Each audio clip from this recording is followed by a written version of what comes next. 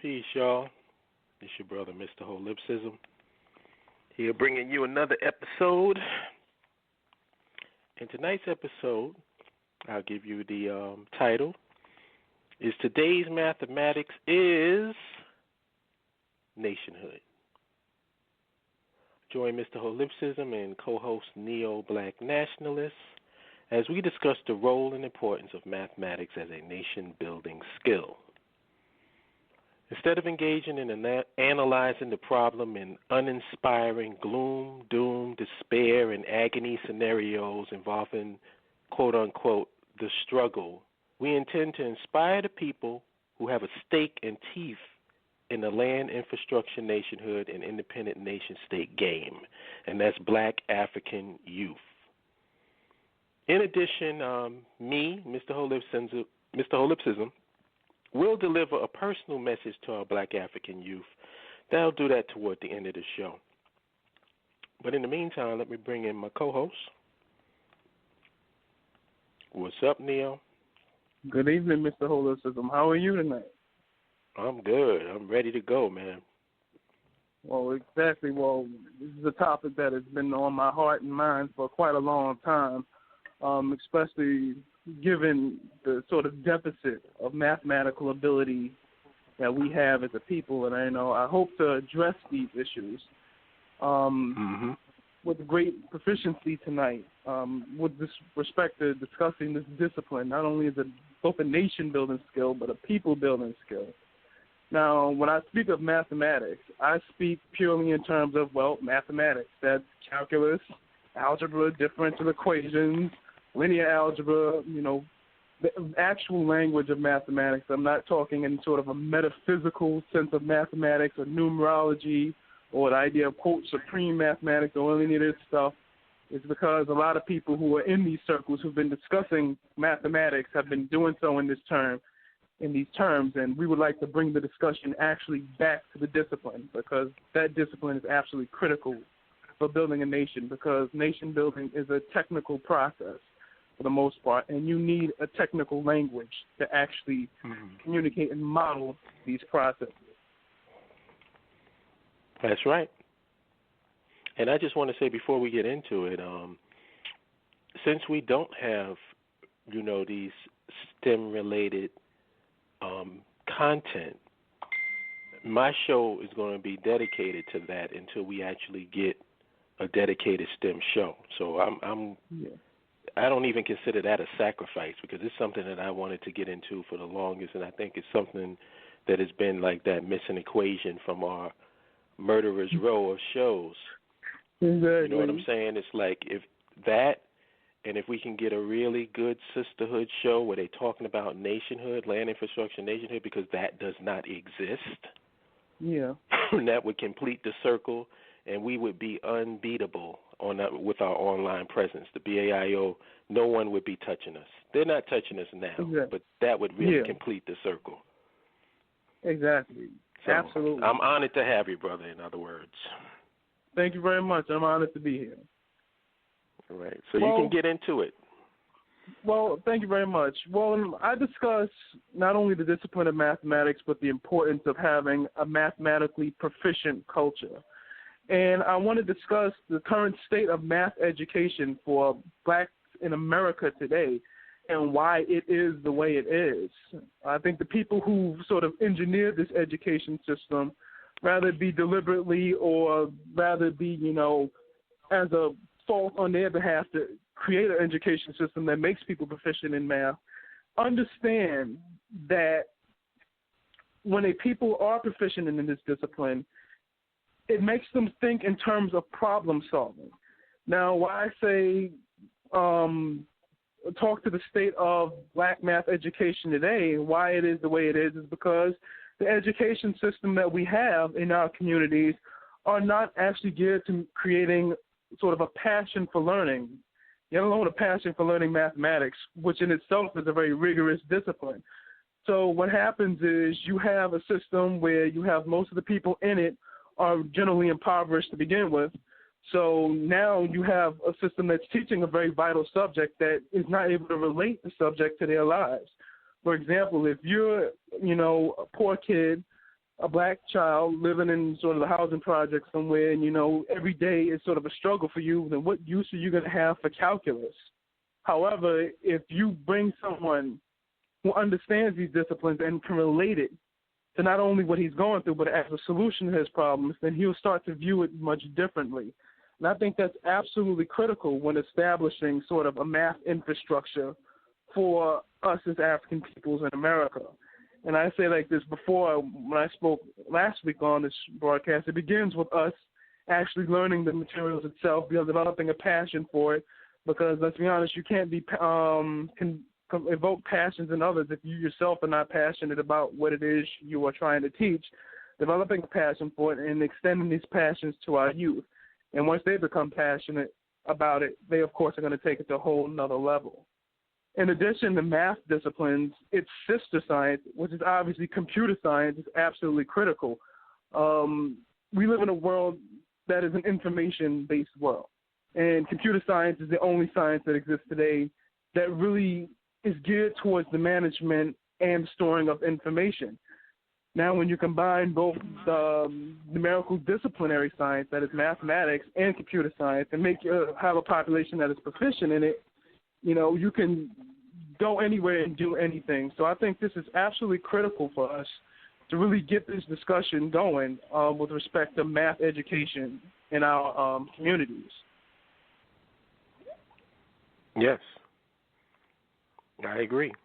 And one of the things that, me and you have spoken about this offline, is that you keep hearing this myth, this mythology, that there's a silence in the black community about addressing the issues of the black community.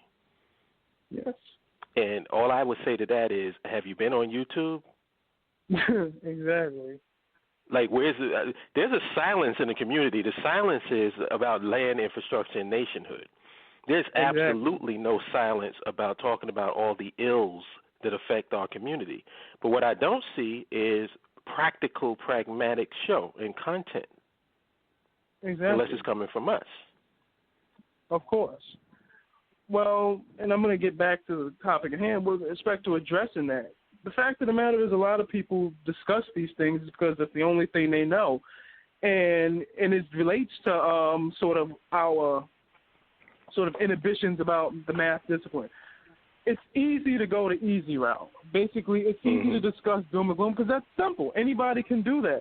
But when you start discussing things, problems, in the context of solutions and developing solutions to those problems, then that requires people to sort of put in work. And if you're pretty much a doom and gloom hustler, the last thing you're going to want to do is leave your comfort zone of going outside of what it is you're doing, even though, as fate should have so cruelly, you being aware of this puts you in a position of responsibility to sort of help solve the problem. I'm always saying that if you're aware of a problem and you are not contributing to solving that problem, then you become a part of the problem. And basically, time is of the essence with respect to this. There are a lot of people out there who are great at talking about problems, but, as time goes on, these problems are getting worse. It's accumulating. So as, time goes on and these things get worse and you're not doing anything about it, the fact that you're not even doing anything about it makes you a part of the problem. And it actually makes people like us who actually want to do something about it or talking about doing something about it more frustrated because we see you have a following. You see you have a vast human resource at your disposal and you're not devoting that resource to developing the disciplines necessary to actually solving it. So that's a main thing. And I think, that's why we're here, actually bring this discussion into the forefront.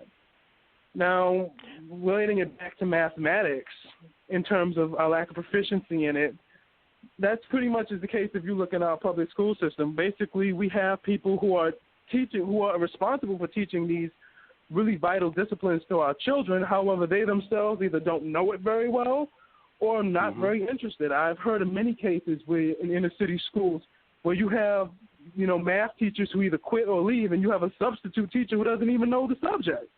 And I'm like, that is very ridiculous. Not only that, but you have teachers in the education system, which I think is absolutely atrocious. You have teachers in the sciences and the mathematics who are able to get tenure. Now, I understand the reason tenure was originally created was to protect teachers who have certain views on certain things. That was mainly for the college level professors in like political science and things of that sort.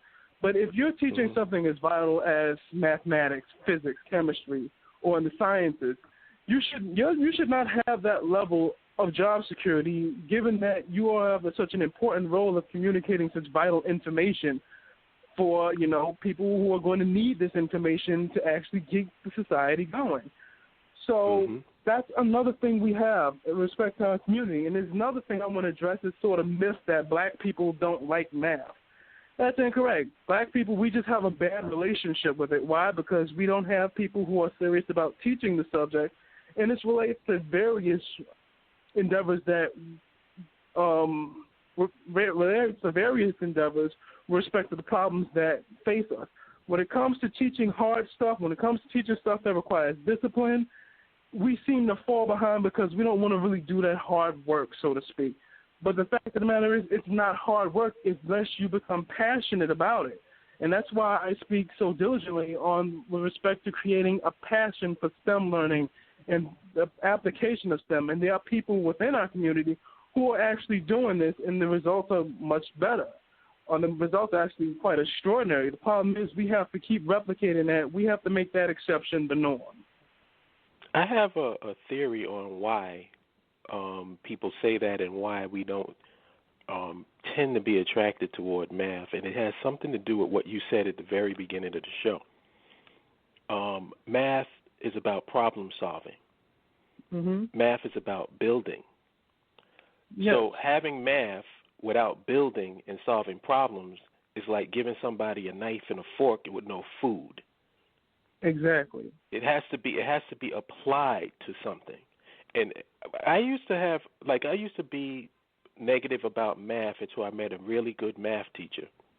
Yeah. And the reason why they were really good is because they showed the practical aspects, applications of math in just your everyday life. You know what I'm saying? Like, I learned how to calculate the tip in a restaurant based on math. You know what I'm saying? Like, just little stuff like that made it say, oh, wow, that's really cool. You know, and it attracted the kids in the class because they could take that and they can use it in real time. Exactly. So I think that's the major reason why. It's like, and it all gets back to land, infrastructure, nationhood, and the development of power. If you're not trying to use your education to obtain power, then that's the reason why it becomes useless to people. If it's just something that you just regurgitate so you can get a 95 on your test, of course you're not going to be passionate about it. Of course.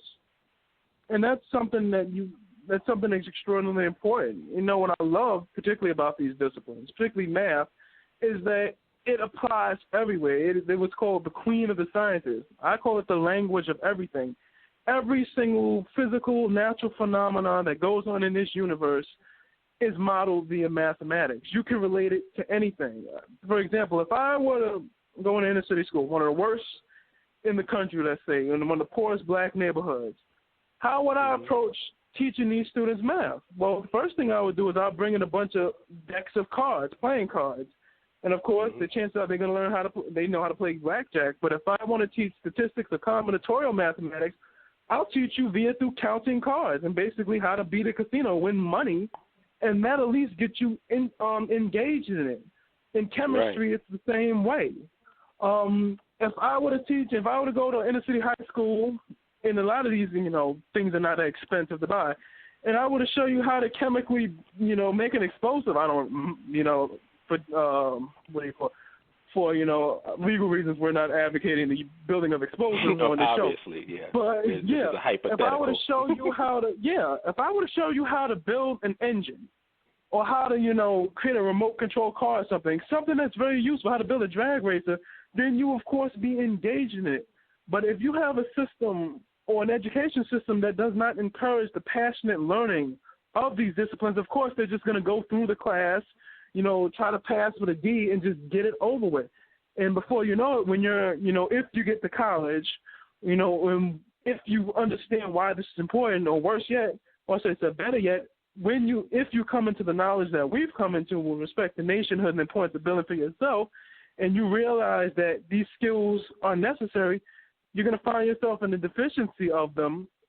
Why? Because you were not properly taught that. So I say, like I said before in the last show, even if you are terrible at it now, if you even hate math, it's best to just get started in learning it and become passionate about it and find out where it, applies today.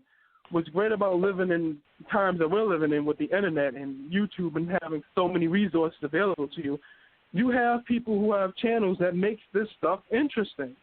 For example, like you can get an MIT quality undergraduate education in mathematics. Why? Because MIT Open Courseware put their whole curriculum on YouTube. All you got to do is basically go on Amazon and find, or through the MIT's math department and find, which textbook they're using. Go on Amazon and find an earlier version of that textbook, and you can, learn this stuff yourself. So when I speak about, not only just learning math, but applying the principles and the culture of nationhood, by that I mean employing self-sufficiency models, employing this idea of doing for self. Even at that level, you are sort of jumping leaps and bounds beyond everybody else who still wants to talk about problems, or worse yet, don't even want to acknowledge that problems even exist. So you're actually getting to a place where you personally are doing something to better yourself personally. And once you get to that place where you can better yourself personally, you can employ, the each one teach one kind of principles. And now you can reach out because you have this passion and, of course, communicate this passion to other young people. I understand you want to speak to the younger brothers and sisters at the end of the broadcast, but, that's why we want to put this forward. We want to sort of get young people engaged in becoming proficient at this. So that's the whole thing. You develop a passion yourself and then pass that passion on, particularly to younger people, because while the younger people have more energy, they're going to run further with it than, someone who is stuck in their ways. Right. I agree. Now, what I wanted to ask you was, you did give like a few examples of how you would introduce mathematics to the youth for people that's not really, who have a negative perception of it or not really passionate about it.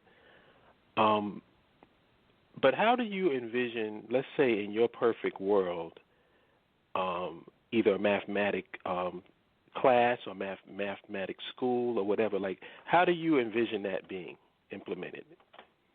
Oh, thank you. I'm glad you asked me that one. In my sort of perfect world, my idea of a math class, first of all, my math classes will pretty much have everything the science classes have into it.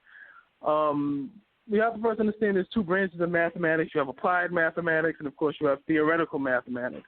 Applied mathematics is obviously where you're applying principles to real life or to modeling real-world problems. For example, if you're modeling the stress on a wing with respect to the amount of air flowing on it, or if you're modeling sort of the prices of a currency pair through time with respect to oil prices, things like that. Applied mathematics, is generally ran in that area. Well, actually, it runs that area. And it's theoretical mathematics, which is respect to proving theorems. And that's just math for doing the sake of math.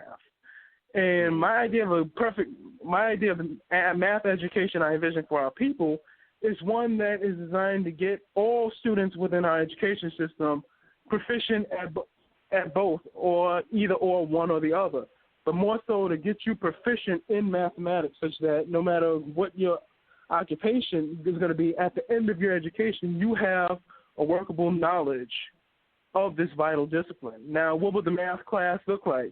The theoretical math class, of course, you will have access to large numbers of computers. You will have access to a large number of books on theorems, the latest in AutoCAD design, the latest mathematical modeling programs like MATLAB, things of that sort. And for an applied math class, you will have it at different levels. For example, like one of the things I love with respect to algebra is in applying in algebra, like quadratic equations, which we all did in high school. That's x squared plus bx equals c. One of the things that equation models is, sort of the equation of an airplane accelerating and landing, and where is it going to stop? That's something you would model it. Another thing, and this relates to physics, for example, if I want to build a slingshot, where would I have to, sort of the angle I have to, aim that slingshot to hit a target. That's something kids will love because especially boys and girls, they love to shoot stuff at stuff. So you would use mathematical modeling in addition to knowledge in physics to actually work that. And it makes it exciting. Everything's even building bottle rockets. So in my idea of a perfect education system where math is applied, it is designed to stimulate a passion for the subject, be it theoretical mathematics or even applied mathematics, which will probably be the number one thing that gets the students engaged in it. Even for theoretical mathematics or, say, applied mathematics, of course, we'll model changes in the stock market. How would you use it? That's like for the more advanced levels. If you're learning stochastic calculus or something like that, you would learn like a sort of like where is the turning point of, let's say, of a moving average, and how does that, how does price behave at that, turning point on the different, time scales, these kind of things. But that's my thing, is basically get everyone engaged in it and to create a passion for the subject. And once you start thinking with a mathematical mind, as a problem-solving mind, or an analytical mind, your outlook on life in the world changes altogether. And I think that's absolutely fascinating, what we want to stimulate. We want to create a nation full of problem solvers and inventors and basically people who really could think outside the box. That's the thing. Yes, because I think that that's the type of mind that sees our current situation like I would, like you and me and the people involved in our group. We see the problem and we see the solution, and we want to go about solving it. And that's what you want. You want people that feel like when you have somebody that's a mathematician and you present them with a problem, they get excited. Of course. It's not like, oh God, it's this problem. It's so hard I can't solve. No, it's like, wow, this is hard. Now this will really test my ability to solve it. Of course, they love a challenge. That's another thing. Being disciplined in mathematics or in a field that is heavily math-oriented, it trains you to sort of see challenges differently. It trains you to get excited about a challenge. It engages you. Like, for example, if you have to design a water treatment facility using a geothermal plant, that's something that will not only excite the mathematicians, but all the engineers and everyone else that's planning for this great project. And because they're so excited and engaged in it, whereas if you have another nation where it's just their job to do it and they do it begrudgingly, you would have a nation of people who are passionate about solving this problem, and they're going to produce the best system for you there is to produce. That's the thing. That's the reason why you want to have an education system, or a math education system in particular, that is geared towards producing passionate individuals. And I think that's something that we of the BAIO do that is a lot different than everybody else's, because we're really passionate about what we talk about. We're really passionate about the ideas of nationhood. We're more optimistic than everyone else, which is absolutely essential. Because, like I said, no pessimists ever want a war. And we communicate a vision for our people. We communicate sort of an ideal life or a better life for our people based on things that are pragmatic and exist today. I mean, nothing we're talking about is something that's going to be rained down from heaven or is going to require a miracle. A water treatment plant is not a miraculous facility. A geothermal plant is nothing miraculous about it. They exist today. The only difference is we'll supply them better. And because we'll be so, adamant in applying them at the forefront of energy, we'll become the best at it because we use the technology more and we develop the technology more. So these are the things that we are discussing in terms of what we know, what is pragmatic, and what works. And we're talking about grand ideas using pragmatic steps to get there. And so I think that's what essentially sets us apart from everyone else. And we're hoping that everyone else sort of gets on the same page as us so that we can really get this thing rolling. Well, I'm glad you touched on that, because my next question I wanted to ask you is, how does mathematics apply to land infrastructure and nationhood? Oh, absolutely. That's wonderful. I can absolutely talk about that. Of course, land infrastructure, particularly in infrastructure, that development of infrastructure, as I said, is a highly technically involved endeavor. You're going to need math for everything from civil engineering, chemical engineering, industrial engineering, all the way down to electrical engineering, especially electrical engineering, on end, and especially with respect to developing future infrastructure projects. Math and computer science are absolutely essential. Why? Because those are the only languages and disciplines that help you make the models for it. When building a building, everything from the structure of the soil, the level of bedrock, from the types of materials you're going to use was modeled on mathematical systems. No building was ever, no building should, or a skyscraper or anything, or a bridge or anything like that, was ever built absent of using these disciplines. So in order to have your own people sort of develop these models and making sure you build a structure that is sound and safe and can sort of survive at any natural condition, be it earthquake, hurricane, anything of that sort, they're going to have to apply these principles to that structure even long before ground is even broken. That's where architecture comes in place. Architecture, that's a highly mathematically disciplined inclined field. Material science, absolutely essential. What materials are you going to build this bridge out of? We spoke a little bit a while ago when, we were discussing some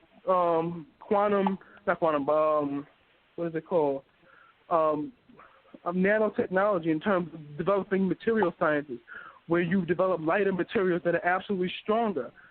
These kind of things. Geology is another one. Rather, you're mining the materials out of the ground or basically testing the ground to see how this structure hands up. So math is absolutely embedded in the fabric of nationhood. There's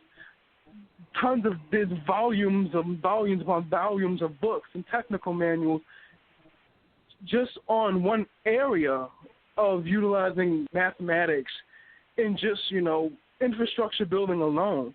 We're not even talking about its role in the economy with respect to building a technologically advanced economy or basically building a monetary system. Math is involved in everything, and that's why we so wonderfully put this broadcast on, was to basically get your attention to why this discipline is vital and it's absolutely related to nationhood and nation building. Now, do you know of any successful or known black mathematicians in America who's teaching right now? Are you familiar with any? Yes, I'm familiar with, I could name a physicist who was extraordinarily successful. The primary researcher in string theory at Princeton University is Dr. Sylvester James Gates. He's a brother, and he's one of the primary, one of the leading experts on string theory.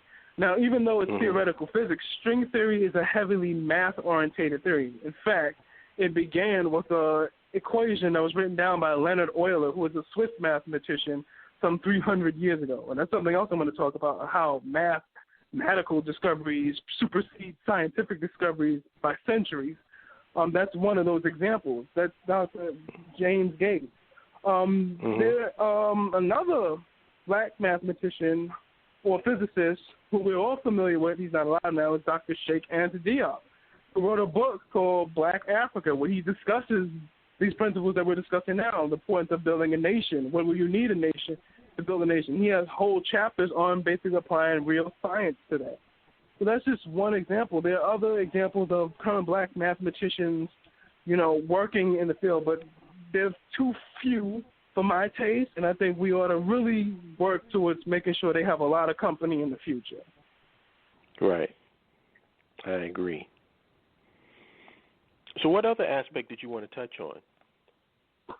Oh, yes. Another thing I want to discuss with respect to last week, because I know we got into it last week, but we didn't really get to touch on it too much, was in the terms of the applications of technology with respect to nationhood. I know several brothers asked me about geothermal technologies, which is also math-orientated. In fact, the primary equation you'll need for that is the ideal gas law, which basically relates to pressure, volume, and temperature together. So basically you'll need that sort of equation to model how much pressure you'll send to your generator to generate a certain amount of electricity. And, of course, with respect to the pressure and temperatures you'll need to know how deep to dig your well in order, get those kind of temperatures and stuff like that. what I wanted to discuss before is the application, why it's important to have sort of technology and mathematics, and more importantly, to have an energy robust sort of infrastructure.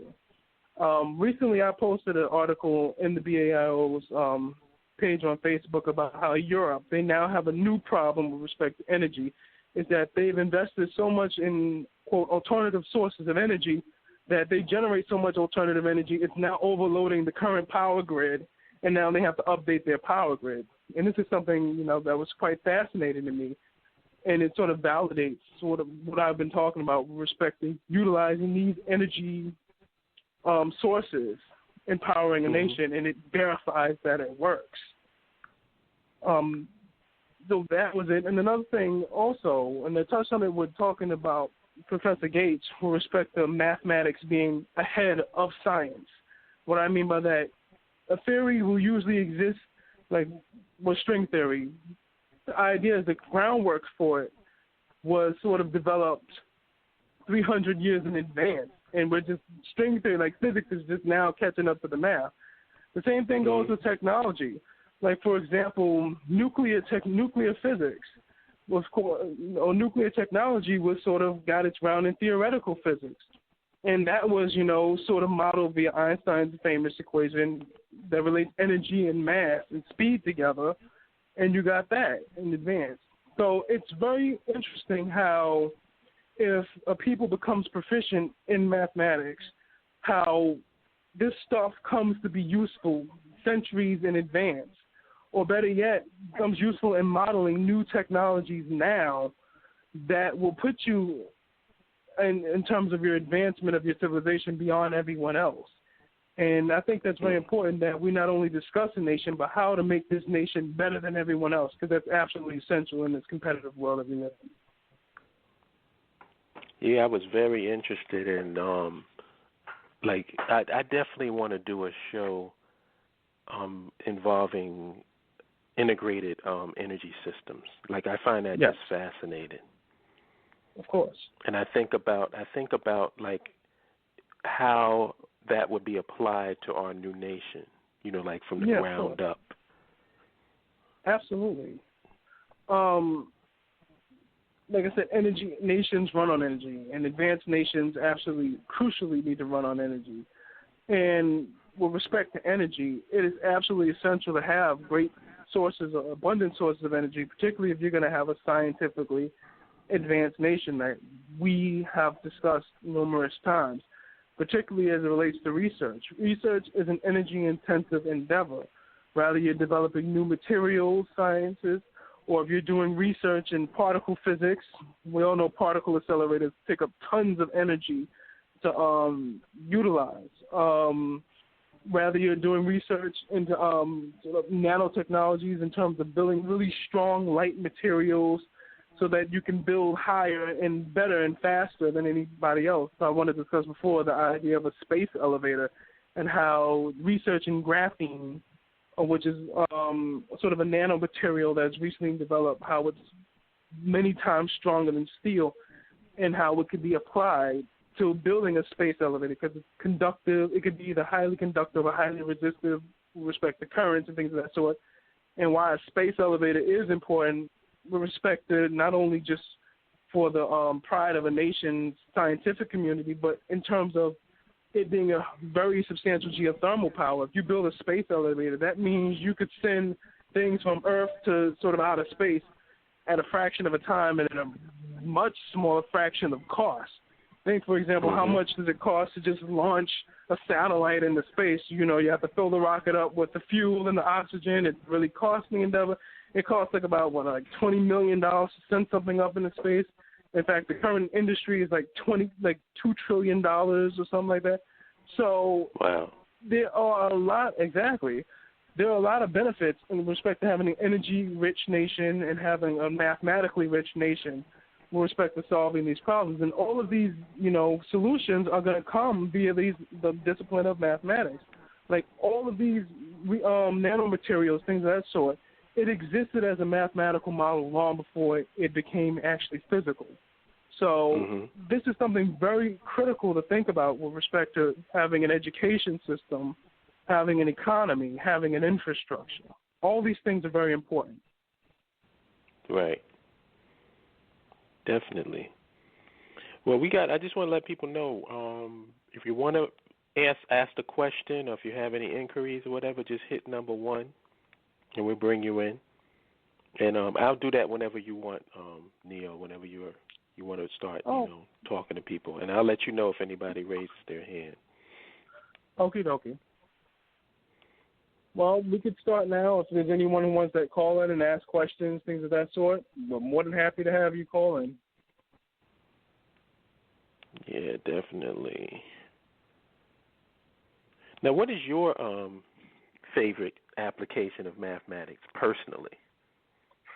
Well, of course, my favorite application of mathematics as it relates to is a quantitative mathematics with respect to, trading and things of that sort in the financial market. It helps me out because, I'm an amateur Forex trader. So a lot of indicators built are very useful with respect to, developing successful strategies, things of that sort. There's an area of finance called quantitative finance, and you have people who work on Wall Street who are mathematicians called quants, and they develop these sort of financial instruments. Usually, like the starting salary for them is like $200,000 to $400,000 a year. I mean, these are very highly well-paid individuals. They usually have majors, of course, in math, computer science, theoretical physics. So that's one of my favorite applications in mathematics. Of course, one of my favorites is also applied to chemistry, particularly as it relates to, like I said, pressure, volume, and heat exchange because of my interest in geothermal, things of that sort. So those are my pretty much 2 favorite applications of math with respect to the things that I do personally or things that I'm interested in personally. You also do hydroponics, right? Yes. That's another thing that's very useful with respect to mathematics. And we wanted to discuss it before about hydroponics and aquaponics. My particular interest is aquaponics. Basically, you're just raising fish and plant life together. Why is that important? Well, basically, you can grow food without soil. Now, hydroponics simply takes a nutrient that is sort of engineered, rather it be, a factory engineer the plant nutrients, and you just, send it to the plants, and, you apply your lights to it, and the plants will grow. Aquaponics is a little bit different because what you do is you have fish in the water. You feed the fish, digest and process the food. Then you send the fish send the waste to the plants. First, you have to treat the waste with sort of a bacteria that converts the waste products into something that the plants can use, and of course the plants grow in addition to life. How math is useful for that, if you're going to blow that system up to an industrial scale, you now have to take into account plumbing. You have to size a pump for the system. That's very, quantitatively intensive. You have to determine how much light you're planting in, what wavelength you're planting in again. For example, if your plants are exposed to more of a blue wave spectrum, it's more conducive to growing sort of vegetable plants like vegetation like spinach or herbs. Now, more of a red spectrum, that's more for fruiting plants like strawberries and things of that sort. So everything from how much light your plants are going to get to sort of adjusting your system to produce the optimal growth, how much, water the fish, how much waste the fish are going to produce, how much feed you're going to produce, all that is heavily intensive with respect to math, the use of math. And something as simple as gardening, which is not heavily math intensive when it's on a small level, becomes extraordinarily math intensive when you apply those same principles to farming. So whenever an idea is, sort of expanded or highly expanded upon to an industrial application, the level of math needed or the math intensity highly increases, and you have to have professionals who are sort of good at modeling those systems. I noticed that there's people have been talking about, I don't know what the term is, but it's like when you grow crops. Is it vertical crops? Yeah, vertical growing, yeah. Basically, you have like I've been a tower seeing that a where lot you. Lately. Oh, absolutely! It's absolutely amazing because you grow a lot more in such a small space. That's what's absolutely amazing. Like if you have, like for example, if you have a bunch of flower plants with the soil and all that other stuff, and you're growing crops in your, your basement or whatever. I'm not gonna say what type of crops. I'm gonna leave that to everyone's imagination. But if you're growing plants in wherever, you're gonna get a certain amount of yield. However, if you have it such that if you create like a vertical tower where you put the roots in these different pods along the tower, because the plants will grow regardless. They just need nutrients and light. That's all it is. They don't care. They're not claustrophobic. They're not going to kill each other if they're too close to each other. So if you give them the nutrients and light, you could increase your yield by about 100-fold.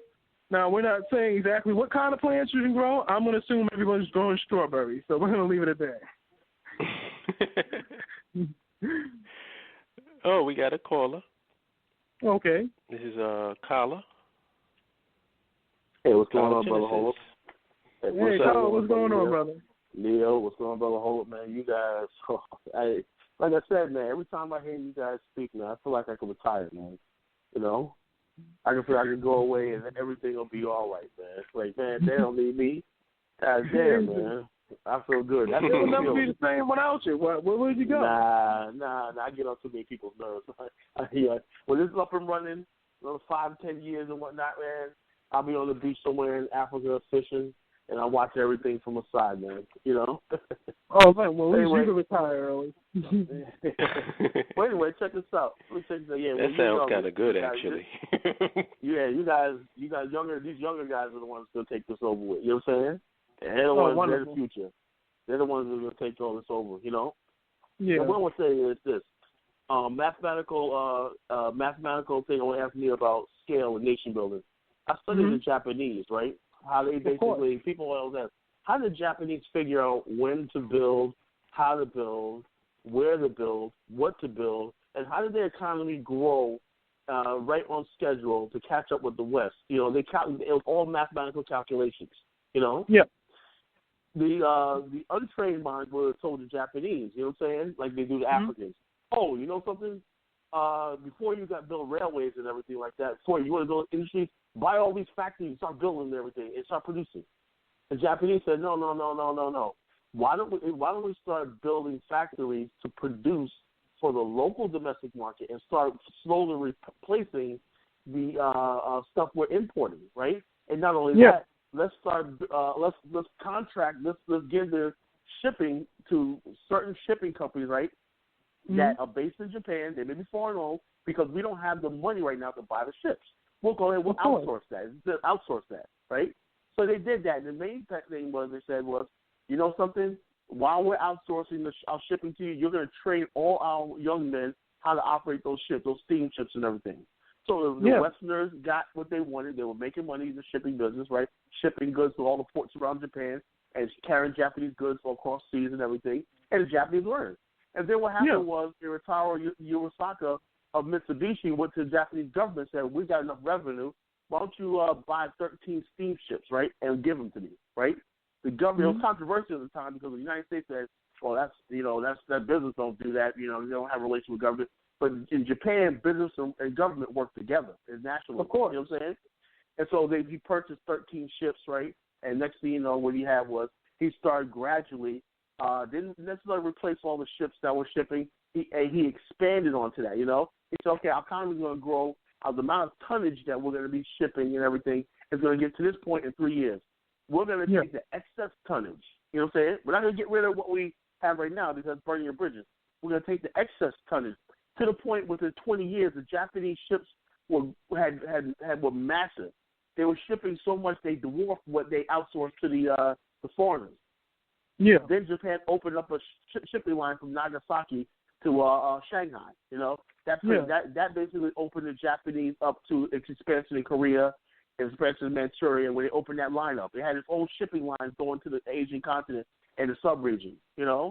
They did it all mathematically calculated. It's like a radar. Tokyo was the nucleus. They started expanding one island here, one island there, building shipping lines to this island right here, one at a time. They calculate, okay, by this year, if we keep going, if our economy keeps growing here, and we have a setback. In 1925, they had a setback. They had an earthquake, and they had a little setback. But they were still on track, and that's how the Japanese calculate That thing. You can only do that when you have a nation state and a people working together in harmony.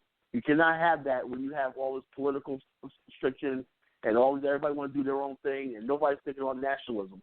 The Japanese people were disciplined, humble, and they had a system of government bureaucrats that were nationalistic. You don't hear, show me any time in history where you heard of Japanese stealing funds out of their treasury for their own personal use and everything. You never heard about it, right? Well, if you do hear about it, the CEO has to resign in utter disgrace and things of that sort. And commit suicide. And commit ritual suicide, Okay, something like that. And, what you said speaks directly to what we're discussing here, the importance of, being able to model. Modeling is extremely important. Nation building is absolutely based on models. What a model is basically you use what you take the information you had in the past and basically make sort of a prediction, sort of a calculation about how this is going to progress into the future. And it has to do with great sort of planning. Planning is everything. And it's very difficult to do central planning or economic planning or any kind of other planning without having a math discipline. And another thing, when you mentioned how disciplined they are, there's a history behind how they got like that. Especially in our circles, we marvel about how countries like South Korea, Japan, Singapore, things of that sort, how disciplined they are today. What is very critical for us to understand that they weren't always like that. There was a process to help them get there. Exactly. They were where we are now, and we have to sort of learn from them. Japan had this nigger times or whatnot. There was a time in Japan called Who Cares? I don't know if you know about it. Go in our group, in our name group, I have a series called The Pacific Century, 32 parts in a group called the Documentary History. I urge everyone who's listening about nation building and everything, it's a whole history of the rise of the fall and the rise of the Pacific Empire, Japan, China, Korea, Philippines. An excellent series. I saw the series back in 1993. It changed my life. Anyway, of course. Japan had a time called Who Cares, right? And I was like, well, I looked at it when the government said we're going to modernize, we're going to do this stuff like that, and the whole of Japanese politics were running around drinking, acting, foolish and whatnot. Who cares? Who cares about schools? They're burning down their own schools. They're pulling down telephone wires and everything, saying, "What is this ignorance? This evil spirit?" They're ignorant. They had to fight the war of ignorance. Why are we working hard in these factories and everything like that? Why are we doing this stuff like that? They didn't see the bigger picture. The average person never sees the bigger picture. And so there was a thing called Who Cares? They were drinking, they were carousing, they were running around getting drunk and everything like that. And the country basically, finally after, I don't know what happened, but the Japanese just say, something, this is our destiny. What it was the propaganda about Japan's role in Asia. We got to go to Korea, rescue the Koreans. We got to salvage Manchuria. And so the Japanese start seeing themselves as a people, a role in Asia to lead the rest of the Asians out of poverty. That's what it is. People have to have a purpose. You know what I'm saying? Of course. And once they had their purpose mixed together and everything, then they came together and the country started disciplining and everything. Exactly. And that's something very essential, like I say all the time. And it's very important to understand the role that small groups of people with radical ideas have with respect to changing the masses. With respect to the revolution you talk about in Japan, that didn't happen overnight, and B, it did not, just suddenly pop up where all the people in the nation, which is some groups that actually advocate for us, but suddenly just come to this realization, this is what we got to do. No. It started out with a handful of people, sitting around a table, usually starts like that, mostly over beers or whatever, saying, you know what, we really need to do this to make our society different. This is how we need to sort of come up with this idea of nationhood. Nationhood always starts with a small group of people in a room talking about it. And after they go through talking about it, they start, getting more fixated on it. It becomes an obsession with them. Then they start communicating these ideas. And, they get a few more followers. Once they have enough followers such that they can pool whatever resource they have together to get something started, and they build on whatever little they have, and they display what they've built, start displaying it to the masses, then the masses start having more confidence in them, saying, okay, these guys came from this to this, we'll follow them. We'll start to get a better following of this. You don't have all the masses as of yet, but you have enough to get, the sort of snowball effect rolling until you get to the point where you have sort of changed the culture where what you were talking about now becomes the cultural norm. This is how these processes happen. It's going to be the same thing for us as a people. And understand this, no matter how many different people there are. Look at China with respect to their revolution. Like we always say this, Chairman Mao started with just 12, it was just him and 11 other people talking about this. And they look at the difficulties we have with respect to Africa now, how there's so many languages and so many religions, this and the other. China has over 3,000 different languages in China. You wouldn't know that based on how the Chinese present themselves as a unified front. The same things that these people have endured, the same thing that they went through, we're going through now. And then as the time goes on, with respect to us being these, radical men in the room talking about this, that in itself sort of, puts that historical narrative out there for us, that things gonna change because it takes a few, radical people talking about something absolutely crazy that everyone else thinks is nuts, but after a while, when they get to work and things start happening, it becomes the norm. So it's the same thing with us. And you know what? Another place that happened? It happened right here in America. It happened in America. The people thought when the early Americans read the Declaration of Independence, they said that's the most egregious document ever written on a scale so huge. You have a right to declare yourself a people from a king of England, and also you're crazy. What are you, nuts? It was unheard of. The Declaration of the Rights of Man. And people thought it was crazy. How can you basically talk about a revolution of people and the people rising up against their government and governing themselves and all the stuff like that? That was unheard of. But people take it for granted. I mean, a nationhood always begins with a few people doing it. I mean, Marcus Garvey did a speech, so we couldn't do it. And he lists the different types of people who did what, he was talking about. He mentioned von Bismarck in Germany. He mentioned, the kings, certain kings in England, things of that sort. Every single powerhouse that exists today has its beginnings with a few people talking about becoming a powerhouse, and they only talked about that while the rest of the masses sort of stayed in the culture. This is why when people talk about the problems we have in America, and now don't get me wrong, they are very serious problems, they are very pervasive problems. However, the idea that there are people in the room talking about the actual solution to the problem, while it seems that the whole culture is going down the drain, this is just merely history repeating itself. One thing I always say, history always repeats itself. It repeats itself for every people. And the very things that every other people went through to empower themselves, we're going through now. So the thing is, this fringe group that is going to actually hopefully lead this sort of charge, or at least start the ball rolling with respect to a unified Black African state or empire, is us or other groups like us. So it's going to happen because, the fact that we're here, putting this out in the atmosphere or whatever. I don't know, people can talk about the law of attraction and all other stuff, but the fact that this has happened, I'm basing this based on my knowledge of history and how people change. And what about, check this out, I was saying mathematical calculating population growth and density, by which, let's say, the beauty about building a nation from our standpoint is, other people have to factor in people they got to feed and clothe and everything right here, before they can have growth and development, so everything's on a shoestring, everything being a setback. When you're talking about a blank canvas, you know what I'm saying? You can build, right, and populate the people as they, accordingly. You know what I'm saying? Of course. You want to know, the road, like, let me give you an example. People will say, well, how can you develop? Well, do you know the smaller a country is, the more it's likely to be developed and industrialized? The smaller exactly. Because they live in densely populated, like in Japan, small island. People only live on 15% of the island. 15% of the island is population density. Rwanda is the only actual African country that has the correct population density for development.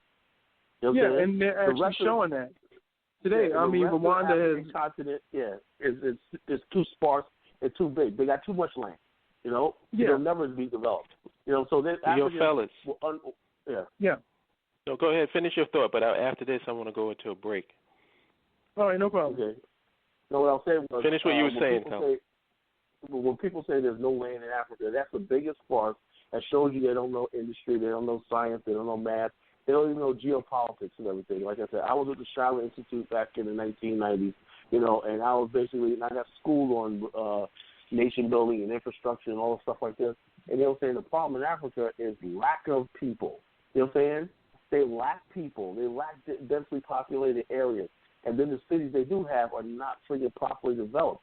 You could basically house everybody on a tenth of the, not even a tenth of the land inside of each country, right? And then you have rural population that do farming and everything like that. But most people live in the city centers and everything. And the city centers live in high-rise buildings, vertical incubated farming, all the stuff like that. That technology is here right now. You use less space. That means less fiber optic lines you have to build, less roads you have to build. That saves billions of dollars. Less roads you have to build saves billions of dollars. Less highways you have to build because people are spread out, and people in one area. Less railways because people basically are living in one particular area. They live in a 20-mile radius. Then you don't have to build 1,000 miles of railway to reach everybody in the country. So therefore, less is always more. Less is always more. And like I said, people say, "Oh, this can't be done," and everything like that. No, it's exactly why it can be done. Because less is always more. You start with what you have, and you bring people in gradually as you grow. As you have growth, you bring more people in. You always basically calculate what type of people you bring in. If you got to bring in a certain amount of electrical engineers, certain amount of plumbers, certain amount of carpenters, certain amount of teachers, certain amount of doctors. The correct mathematical calculation for a nation state developed is one physician for every 400 persons. That's in a properly densely populated area. One physician for every 400 people. That's easily achievable. Exactly. All these things right here that I know wrap up your thoughts, Kyla, because I'm going into break. All right, I'm done with that, brother. All right. Yeah. Thank you for the call. Stick with us, all right? All right, I'm sticking around. I was thinking about the nation of gods and earth back in the days. When they had, even with the supreme mathematics, what they were talking about, like the numerology of 1 through 9 and all of that, between that, Marvel Comics, and Kung Fu pictures, it developed a certain way of thinking amongst the youth. Like they were really pushed towards studying and science and stuff like that. Yeah. Even though, that we have our issues with the whole thing. But just on its face, it's like it created a sense of studying and scholarship, or that need to want to know and that curiosity the kids had that it fed to. So I always got to give them respect for that because, I would rather have that than the opposite. I'd rather have that than what we mostly have now, so to speak. Right. It's very interesting you should mention that. They did a show a while ago on Star Trek, of which we are fans of, and it was so very interesting. They had a bunch of NASA scientists in a room, and these are people who, build drones that went to Mars, they build satellites, things of that sort, and they asked them a question: how many of you are influenced by Star Trek? Every single one of them raised their hand. So, it's, to say that these sort of things, these sort of cultural nuances, these sort of, vehicles that we use to bring people into or get them engaged such that they can have a journey into these disciplines is not important. That is patently false. And that's not something I would have ever said I've advocated with respect to that. I think these vehicles are extremely important because, like I said before, I'd rather them get engaged than not get engaged. No matter how if your foray into mathematics will begin with numerology, if numerology or whatever it takes gets you to studying calculus or solving problems or modeling things, I do not care. Whatever it is that takes you to get you there, as long as you get there, I'm happy. Well, let's use Marvel as an example because my cousin always says that Marvel actually helped him pass a test in school. Like he passed math tests and science tests based on Marvel. And let's look at the mythology of Marvel. You have people like Dr. Doom. You have people like Magneto, who are supposedly the bad guys, yet they're scientists. They're very smart. They're very intelligent. And who Tony are they going Stark. against? They're going against Tony Stark. They're going against Reed Richards and Other Bruce scientists. Banner and Peter Parker. They're all scientists. Hello, Thanos, our favorite character. He is a proficient in sciences and mathematics. Galactus, all of this stuff. You know, it's so very interesting that we should discuss it, and we're not going to go over too much of the crazy with this, but the effect of social engineering with respect to getting people or certain populations into these disciplines or getting them engaged in these disciplines. If you look at Marvel, who would you say Marvel is mostly geared at in terms of demographics versus the things that we get with respect to entertainment? If you look at sort of magazines that are geared towards black men, you will see, you know, stuff that, you know, we as VL wouldn't generally approve of. We're not going to get names because we don't want to give these people exposure. As opposed to the type of entertainment that is geared towards other kids of other races, what they put out. If you look at anime, and I'm a huge fan of anime. One of my favorite animes, of course, being Ghost in the Shell, where you look at Japanese anime, and it goes to show with having an important education culture. If you look at the vast majority of these Japanese anime, it takes place where? In the school. The school, they literally have animes where the school and the university is literally the center of the universe. There's an anime called Read or Die, which is absolutely one of my favorites with these paper masters or whatever. And it's pretty much me being a bibliophile loves that anime. Why? Because the central most powerful organization in the world is the Library of England or whatever it's called. It's a library. So when a culture evolves to sort of respect education, it incorporates in all aspects of life, including its entertainment. And that's another thing that's very important, to have an important mass entertainment sort of culture. One of the things I envision is, like, if you have kids and you want them to get interested in math and science, we discussed Dr. James Gates. Well, he is in a PBS Nova documentary called The Elegant Universe, where they discuss string theory. And it is so well put together and so engaging that you can even have a group of teenagers or a group of kindergarten kids watching it, and they will be engaged. So this is extraordinarily important with respect to presenting this material as, you know, an form of entertainment. I think we have a caller on who wants to come in. Definitely when they talk to them. Oh, who's got their hand up? Ah, you know who this is, Minister Dawood. Minister, good to hear from you, my brother. Peace, peace, peace. What's the science? All kinds of them. You name it, we're talking about it. No doubt, brother, no doubt. It's very, very good to hear the brother Neo on the BAIO radio show. Thank you very much. Always showing his diversity and knowledge, wisdom, and understanding, like, very impressive. Thank you very much. I'm always so impressed. Funny. My first ever science program with the BAIO was done with Minister Dawood. It was done on your show. So I still got to thank you for that, having that opportunity. That's right. Sort of exposing me to the world, in a sense.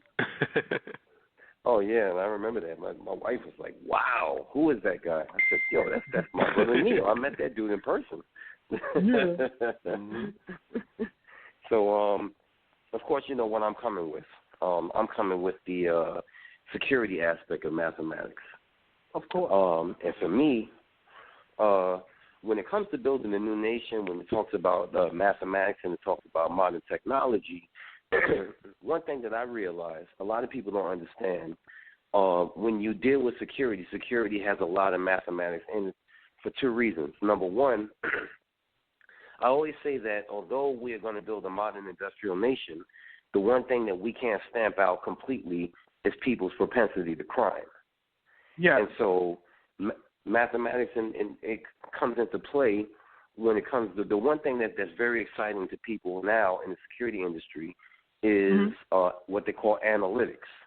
The ability of surveillance as well as access control to predict certain behaviors as well as to be able to have recognition or facial recognition, because what they're trying to do now, and I don't know if you know this, but they're developing software to be able to detect malicious behavior just by your facial expressions and your body language. Wow, kind of like Minority Report, right? similar to Minority Report. Not necessarily, brother. More so like because the thing is that we don't realize that security managers and other people, they're able to predict what you can do or what you're trying to do. We don't realize that we telegraph a lot of our movements and our intentions by our faces, our body expressions, and things like that, no matter how good we are at hiding it. And so, but the thing is, in a crowd, you can hide your intentions unless you have certain software that, okay, so say, for instance, you have a camera. The camera is focused on a crowd of people. And the crowd of people, it takes a sample, it takes like a sample shot, and it analyzes that crowd. Based on certain facial expressions, based on certain, combined with certain body positions, they can say this person is looking to, do something violent. This person is looking to set off a bomb, things like that. These are some of the things that they're talking about. And I think that I mentioned before that they're even trying to use cameras now to analyze your body heat. And by your body heat and your body heat signature, they can tell if you're coming into the country or leaving the country with like one of these new diseases. Of course. You know what I'm saying? Yes. And that's the unsung thing about, body temperature. Because as I've said many times, the security industry is built off today. The main staple in it is motion detectors. And motion detectors don't necessarily just detect the fact that you're moving, but what motion detectors detect is the change of temperature in reference to the background temperature that you're moving in. And so all of that takes into play mathematics because your body operates at a certain temperature and the background operates at a certain temperature. And these sensors are always learning the background and comparing data or sample slots, in reference to your body temperature, and that sends an alarm. But unfortunately, the consumer-grade product is not as smart as the military-grade product. So your home stuff and your office stuff, right, exactly. Your home stuff and your office stuff is not as advanced as the military grade because it hasn't trickled down yet. But in our nation, if we are to devote ourselves to the math and sciences and put as much money and focus on that, and we're not necessarily focused on conquering people in war, I think that we could make greater advances in all of the things, because you know how things go in America. In America, everything starts military, and then it trickles down to the consumer grade. In our nation, I'd like to see that thing. Do you think, Brother Neo, that in our nation we could do it the opposite way? We could start thinking that the consumer grade and then work it up to the military grade? Well, it's very interesting you should mention that. I do believe that there should be technologies that are proprietary to the military, with respect to a nation, given their role in terms of protecting the nation. There's just some stuff you wouldn't want out in the public. For obvious reasons, you don't want a foreign military in case they want to invade us or there's a conflict to know what the heck we got. At the same time, and I think this is very critical, what I had an idea was that in our nation state, basically every graduate or college graduate who has a degree in math or science should, military service should be, mandatory with respect to, applying their craft or whatever it is, or applying their knowledge in terms of developing more efficient and better military products. And once they leave, they can apply it to the civilian world, and go from there. It's not necessarily true that the military sort of gets the best of everything. There are probably developments in, the civilian area, or better yet, even private corporate laboratories that are far more advanced than what the military has, and things of that sort. There are a lot of, private labs where things are going on that, that supersedes anything that's going on in the government lab. So you really don't know until it actually gets out of there. So that's sort of my opinion on that. With respect to military technology, I think it's very important to have a system wherein the government and the people have a great trust for one another. And that boils down to the quality of education that people get. If you look at the most educated nations, basically, if you look at nations where people have the most easy access to a higher education, the college education, you will see that there's a higher sort of trust for the government and that the government is better managed. Why? because educated people are not. It's very difficult to cheat an educated people. They will know about the corruption, things of that sort. And more likely that, an educated, learning population will be more engaged in terms of what the military, what the government is doing. They're going to want more transparency. And more importantly, when it comes to people going into the government, we talked about this last time, those people are going to go into the government with sort of the mindset that they want a better society.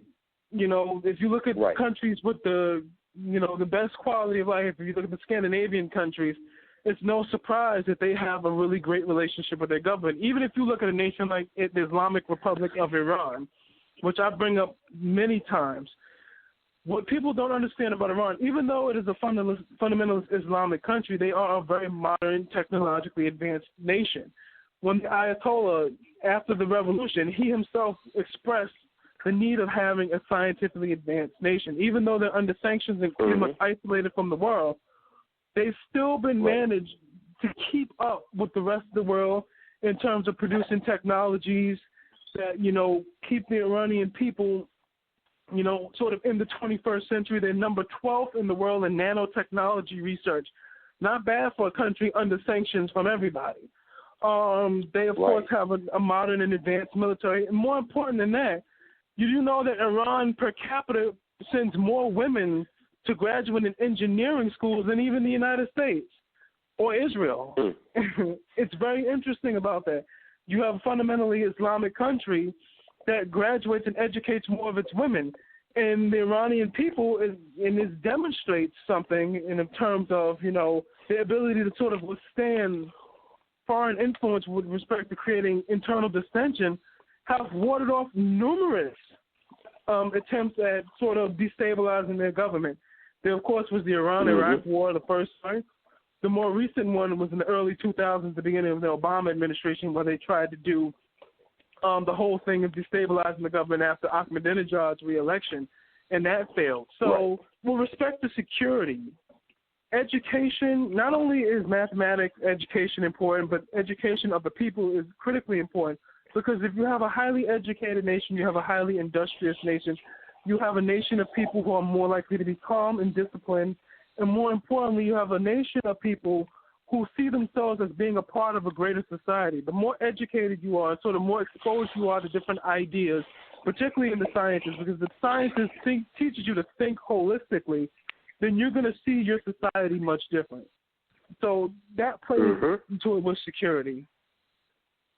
And you also forgot to mention another brand of security, which is identity and cybersecurity, which is completely mathematically based. We can talk about that later.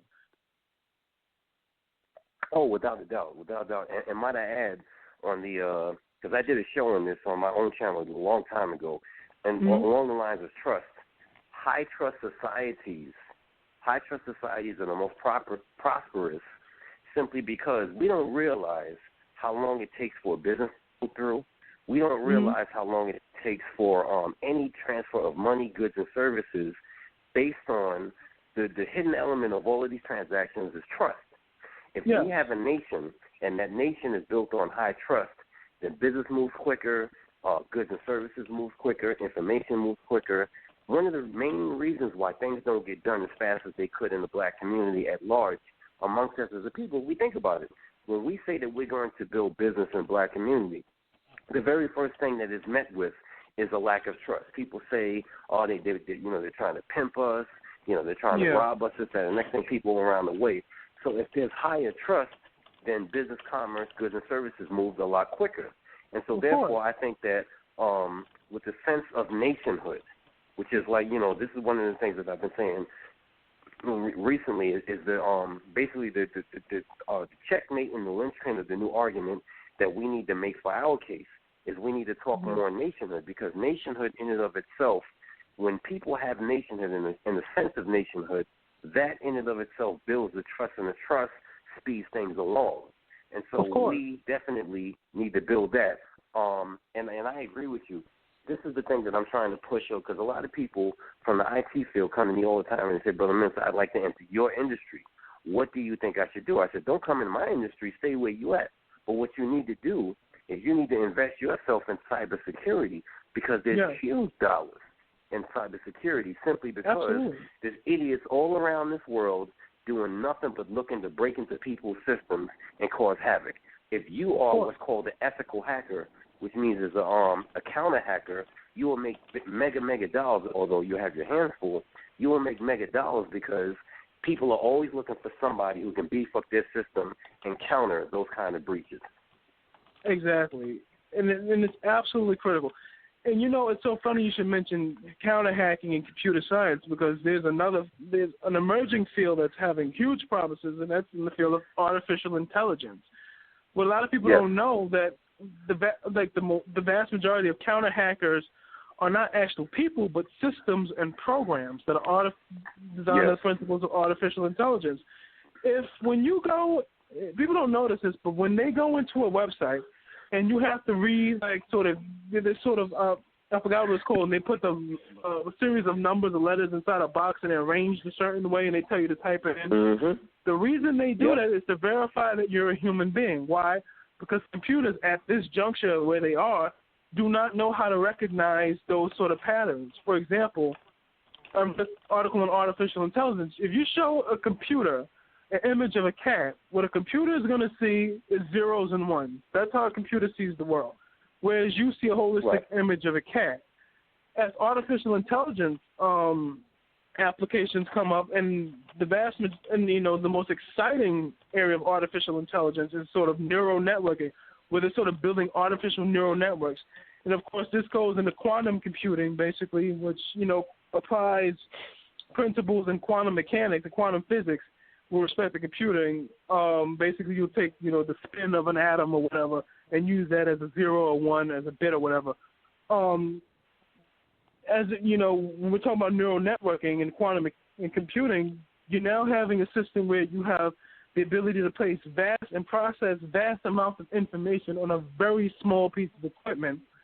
There was something I read a while ago where it said if you had sort of a processor or a piece of a processor that worked purely on the grounds of quantum computing, basically where the zeros and ones represented spins of atoms, if you had a processor the size of a sugar cube that worked on those principles, that processor would have 10,000 times the power of all the human brains in history working together. Now, that is an extraordinary realization to have. We could talk about that in a different show when we talk about artificial intelligence and sort of transhumanism and things of that sort as it relates to nationhood. It would be a very exciting, interesting show. No doubt. This goes down with respect to cybersecurity and security in general, and it relates to the topic of today of mathematics and what I said before in its sister science, computer science. Information systems, which particularly is what security is. You're analyzing information systems as applied to, predicting what people's malintent is very, very crucial in any area of nationhood. Now, when I talk of nationhood, I'm not talking specifically of, us building a nation on the continent, although that is the goal. When I speak of nationhood, I talk also in the context of nationhood culture. So that means you incorporate nationhood principles wherever you are in your life, whether it be 5 people or 5 million people. And security is absolutely essential in that. Because not only does it help, it's not only enough to foster honest and trusting society, but that society has to be built. And initially, when building that society, you're going to have sort of wrinkles that are left over from a previous society. So once you get past that phase, then things go sort of sail rather smoothly. No doubt, big brother. Yo, no and I don't want to all. interrupt for a second. Can you all hear me? Yes. Sure. Yes, sir. Minister, do you know somebody that, because somebody's in the chat room named I Am the Universe. Do you know who that is? Yeah. This dude, if you listen to my show from, I want to say Sunday, basically what I talked about Boko Haram and how Boko Haram's goal was to destroy education, basically, because they attacked, what's called, you know what they've done in Nigeria and doing what they've done. So for me, and I, categorically will never back down. I said I pray to Allah that every last one of those bastards get exterminated. And that's when this I Am the Universe person started their stuff. And I told them that I live upstate New York because they talk about crossing paths with me. What's going down? Oh, okay. 'Cause he's in the chat room just going off. I'm like, what is he talking about? So he defending Boko Haram? Yeah. Yep. Okay, that's all I need to hear. Well, you know, like you said, we have contingencies and plans in place for sort of individuals who wish to engage in sort of that self-destructive behavior. I mean, there is nothing, you know, remotely related to black empowerment or African empowerment that Boko Haram does whatsoever. Mm-hmm. You know, and it's so funny how, you know, we're civilized people talking about a civilized discussion here, but a lot of people get it twisted. Just because you're civilized just because we're civilized, you know, have an intelligent discussion, doesn't mean we cannot, you know, resort to that sort of animal nature level of crazy to deal with you. Because understand this, intelligent people can be the most savage with respect to dealing with a perceived enemy. Understand this, the people who engineered the Nazi concentration camps, the people who constructed their weapons, they were highly intelligent people. You're talking about Werner von Braun. The people who built the hydrogen bombs were highly intelligent people. We're talking about mathematicians. One of the co-inventors of the hydrogen bomb was a gentleman by the name of Stan Ulam. And, you know, the people who dropped those bombs, you know, these were people who, you know, these systems were developed by highly intelligent people. So you have, with respect to human nature, and I know this is a little bit off topic, but that's just not. It's talking about nation and defense of nation. Come on with it. Yes, sir. You have this idea that if you are a savage and you can be a brute, people are going to be intimidated by you. No, that is, you know, in the heart of every man to actually operate on that level. Now, if you take a man who knows how to build biological and chemical weapons and force him to operate on that level, he's going to deliver a level of destruction to you that is so massive that you can't comprehend. I mean, if you look at World War II, we're talking about the Japanese. These guys, the Japanese at that time, were just as radical as Boko Haram. They were on suicide missions. They were flying their planes into American ships. What happened? They dropped two very large bombs that were built by scientists on two cities and annihilated these two cities. And what happened was, when you're confronted with the idea that everything you stand for can be eradicated in a matter of seconds, you will kind of sort of change your view on things. So that's what a lot of people who think like this don't understand. It's like, and I understand, like, people like ISIS and Boko Haram, we know we have, you know, understanding of how they operate, and they don't represent the vast majority of the Islamic world. I mean, even with a group like Hezbollah, which is essentially a nation state operating within a nation, even though they are very determined to defend their people, because I don't believe everything the media says about them. That's why I've taken in I look at sort of Shia Muslims much differently, because they're sort of more logical and methodical of how they go about things. Even though you have these sort of people like ISIS and things of this sort who are going about doing what they're doing because they don't realize that these very sort of, you know, civilized, intelligent people, you have not pushed them to act the way they did. I guarantee you. I mean, if, you know, the United States was the United States of 1945, during 9/11, a lot of cities in that region of the world would be gone right now. So you have to keep this stuff in mind when people come at you with these kind of things. Just because you're an intelligent person, you don't think you can defend yourself. I always tell people the worst person you could probably get in a fist fight with is a doctor. Why? Because he knows where to hit you at all your vital points. And so, you know, it's very... Let me give you, in the immortal words of Erykah Badu, she put a tweet out, and she said, "Look, I choose peace, but say, don't walk up on me wrong, because this tea and incense can turn into a Colt 45 and Newports if it need be." Exactly. You know what I'm saying? So don't get it twisted, and don't play that. And this is another thing. Well, I guess people know, because I don't really, if you'll notice, I don't really get a lot of this crap on my show, because I guess the smart people have figured it out by now that you ain't going to play that bullshit on my shit. Not going to happen. Exactly. And let's be honest, the reason why Boko Haram is doing what they're doing is because, of course, the Nigerian government is rather, at the time of the Jonathan administration, was highly incompetent. But I guarantee you, if you had a government like the one we are talking about in terms of building modern, sophisticated weapons, who could simply turn their entire camps into a pile of ash. Not even mention that. Without a doubt. You have special forces units today that have technology and equipment where they could see through buildings, see where every last one of your guys are. Say, for example, with those instances when those girls were kidnapped, they could see where all your guys are, engage an operation where they'll take all your guys out and rescue all their people, or do like the Russians did, obviously foolishly. They could just launch a whole bunch of sleeping gas on your camp. Not only take their people out, but take you out when you're sleeping, and next thing you know, you're waking up somewhere you don't want to be. So my thing is, the model of the story is do not pressure intelligent people to defend themselves, because the thing is, especially a mathematician, if you force somebody, an intelligent person, to deal with you, they're going to see you as a problem, and they're going to find a solution from you.